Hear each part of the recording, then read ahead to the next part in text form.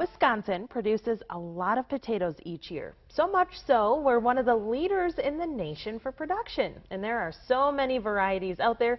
Here to help us kind of sort it all out, Allie Carter with the Wisconsin Potato Growers Auxiliary. Allie, thanks for joining us. Thank you. So you brought some examples. Let's get right to it. Yes. So this is just a very small sample of what we have available to us.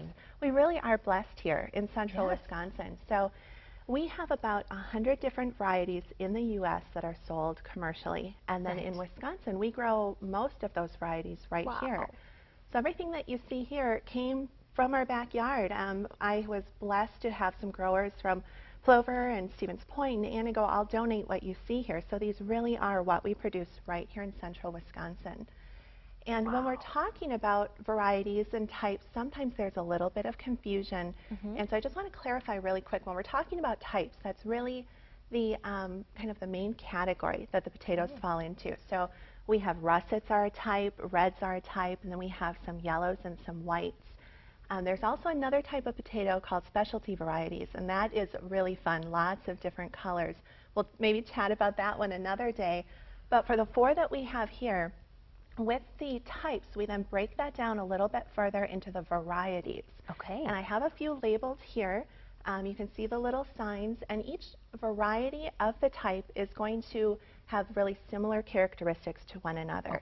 But each type of potato is very different, so it's suitable for different ways of cooking and baking. So for instance, the russets, each russet is typically going to be kind of a fluffier, drier potato. So that's why we typically use russets for baking potatoes. They're wonderful for that. But then you have reds, which are also very common, but they're very different. They are more of a dense potato, a little waxier, so they'll hold up really well in stews and soups and potato salads, where if you tried to use a russet in a stew, you're probably going to get a good tasting stew, but because it's a fluffier potato, it's not going to hold together well. So, and then we have the yellows and the whites, and you can see if you look close, different characteristics and colors, but I'm actually going to cut open a Yukon Gold just to show the inside. This is one of my favorites. And we'll compare that to a white. I have a Superior here. So you can see the white flesh and the gold flesh. There's quite a difference. Yes, so that's something to keep in mind. If you're looking at mashing, a lot of the yellow potatoes are good for mashed potatoes. And it's really pretty presentation if you have that buttery color of the potato dish.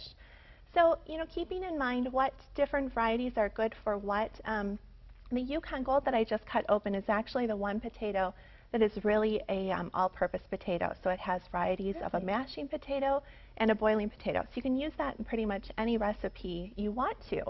But I encourage people to get out and, you know, we have so many growers in this area, and they're all very open and friendly and willing to talk about the industry. So get to know the growers, find out what is grown there, where you buy their potatoes.